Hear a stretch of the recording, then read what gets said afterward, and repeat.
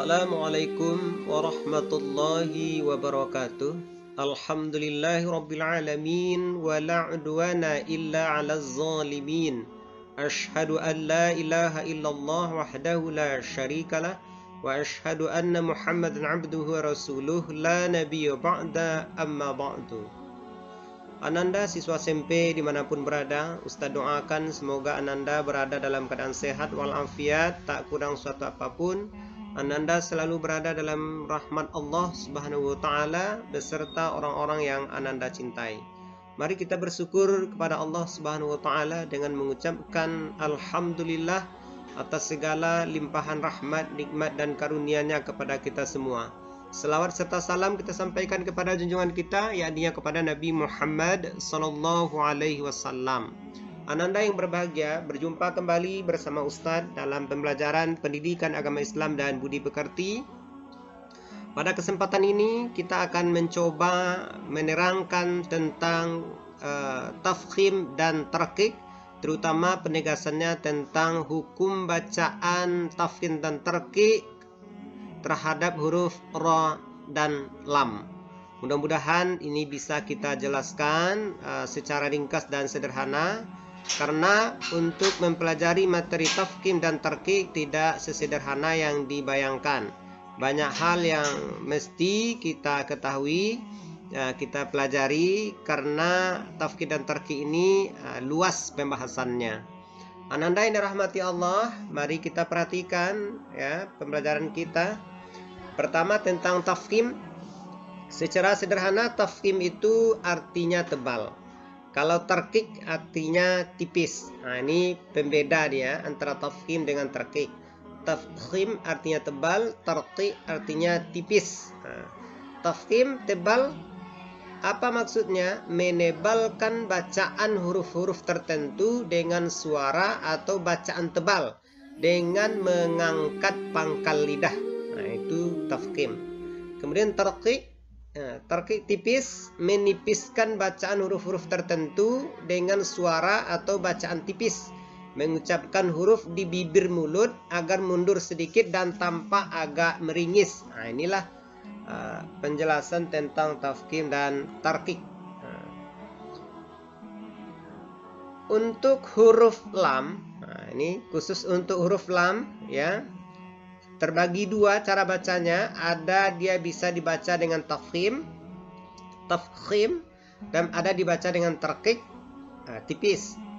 Tafkhim jika berada pada lafaz jalalah, lafzul jalalah, yakni lam yang terdapat pada lafaz kalimat Allah, dengan syarat lam tersebut didahului tanda baca fathah atau dhammah.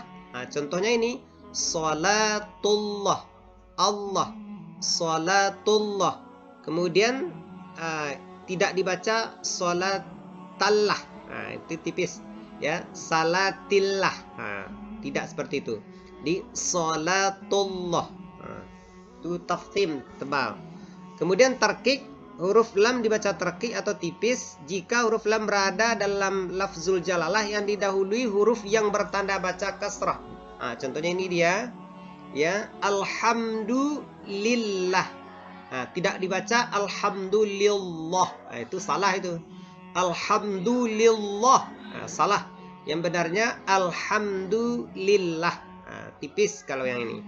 Kalau di atas baru tafkhim. Salatullah, subhanallah, masya Allah. Nah, ini contoh-contohnya. Ini huruf lam. Kemudian kita lihat huruf hijaiyah yang tafkhim. Jadi ada huruf hijaiyah yang memang dibaca tafkhim ya, dengan mengangkat pangkal lidah ketika membacanya. Mana dia? Nah, ini dia ada 7 huruf. Kha, sa, do, gha, to, ko, zo. Nah, ini 7 huruf yang dibaca tafkhim. Nanti kalau supaya lebih jelas ya, lebih lanjut ingin belajar tentang ini tafkhim, silakan dilihat dalam channel YouTube Tafaqquh. Ada Ustadz Damri LC di sana. Nah, dia selalu menjelaskan tentang ini. Dan ada juga Rumah Al-Quran ya bisa lebih pas untuk mengkaji dan mempelajarinya. Ustadz hanya menjelaskan secara ringkas pengenalan tentang ini ya, tentang huruf-huruf yang dibaca tafkhim. Tafkhim. Ini hurufnya ada 7, kha, sa, do, gha, za, qa, za. Ini dia 7 huruf. Selain dari huruf ini itu dibaca tarqiq, kecuali lam dan ra dia punya pembahasan khusus. Jadi 7 huruf ini tafkhim. Selain huruf yang 7 ini dan selain huruf ra dan lam, semuanya dipastikan dibaca tarqiq tipis. Nah, ini dia contohnya.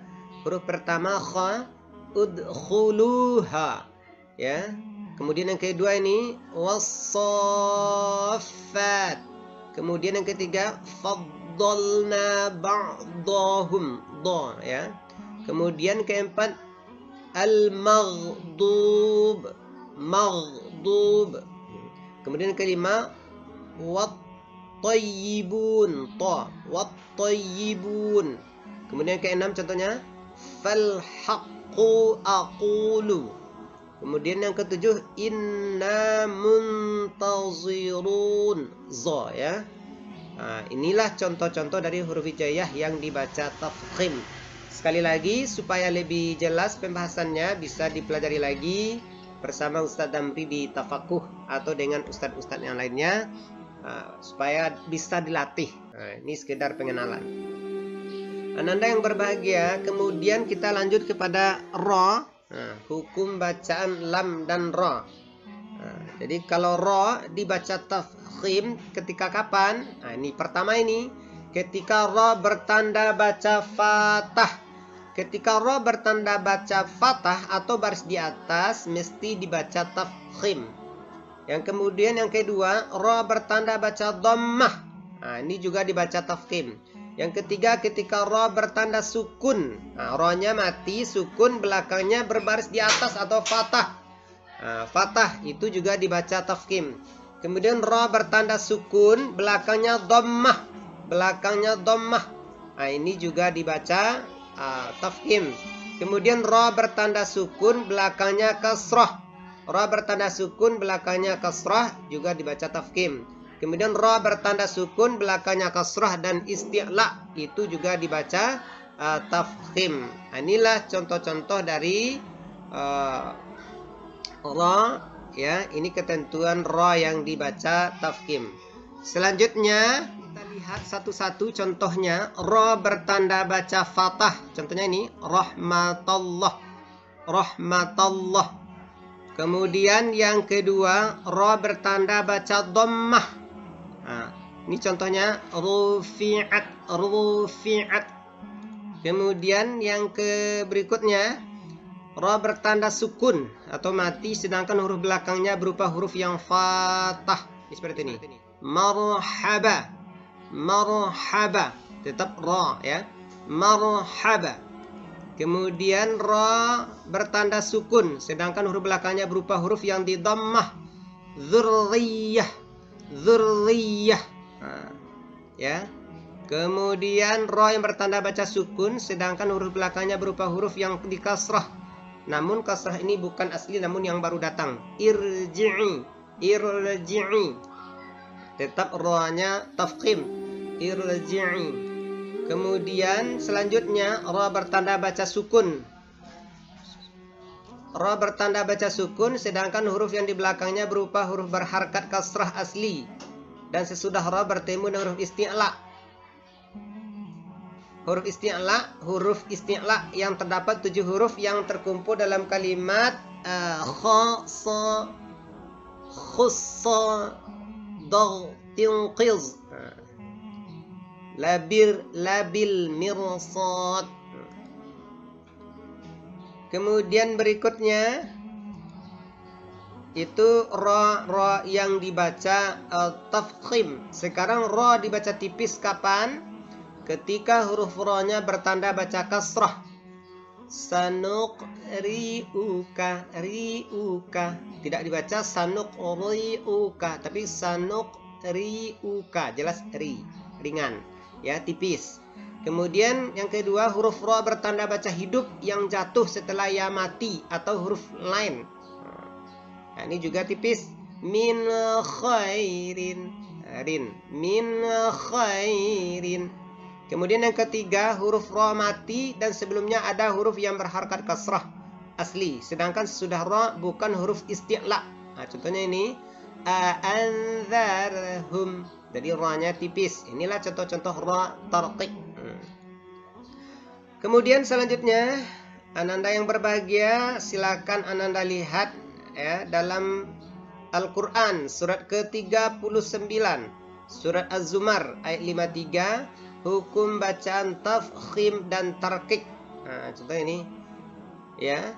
A'udzu billahi minasy syaithanir rajim. Bismillahirrahmanirrahim. Qul ya ibadiyalladzina asrafu. Nah, ini ra apakah tafkhim? Nah, ra ya. Asrafu ra tafkhim ala anfusihim la taqnatu min rahmatillah. Ra ini tafkhim, tillah tipis. Rahmatillah. Innallaha yaghfirudz dzunuba jami'a. Innahu huwal ghafurur rahim. Jadi rahmatillah ini tipis, innallah tafkhim tebal, yaghfiru ru-nya ini tebal, kemudian ghafuru jelas ru dan ra ini tebal tafkhim. Nah, ini di Quran surat yang ke-39 Az-Zumar ayat 53. Kemudian surat yang ke-53 surat An-Najmi ya ayat 39 sampai 42. Ini coba perhatikan hukum bacaan tafkhim dan tarqiqnya. A'udzu billahi minasyaitonir rajim. Wa allaysa lil insani illa ma sa'a wa anna sa'yahu sawfa yura. Yura ini tafkhim. Thumma yujzahul jazaa'al awfa wa anna ila rabbikal muntaha. Ini juga ra ini juga tafkhim ya. Ini yang ada di sini cuman hukum bacaan ra saja ya. Yang lamnya lafzul jalalahnya tidak ada di sini. Kemudian kita lihat lagi dalam Quran surat ketiga, surah Ali Imran ayat 159. Fabima rahmatim minallahi lintalahum. Jadi ra ini tafkhim, minallah tafkhim, walau kunta fazzan ghalizal qalbi lam faddu min haulik. Nah, ini banyak huruf-huruf hijaiyah yang dibaca tafkhim. Fa'fu anhum wastaghfir lahum wasyawirhum fil amri. Fa idza azamta fatawakkal 'ala Allah. Innallaha yuhibbul mutawakkilin. Nah, silakan dipelajari lagi ya. Mana ra yang dibaca tafkhim, mana yang dibaca tarqiq. Di sini banyak hukum bacaannya. Ya, supaya lebih dipaskan bacaannya. Mohon maaf kalau seandainya bacaan Ustadz kurang pas. Ya, ini hanya sekedar pengenalan kepada Ananda. Silakan nanti dipelajari lagi sehingga bacaan kita lebih pas, lebih tepat sesuai dengan ilmu tajwid. Barangkali mungkin itu saja yang bisa disampaikan kepada Ananda pada kesempatan kali ini. Semoga bermanfaat. Kita akhiri dengan hamdalah. Alhamdulillahirabbil alamin.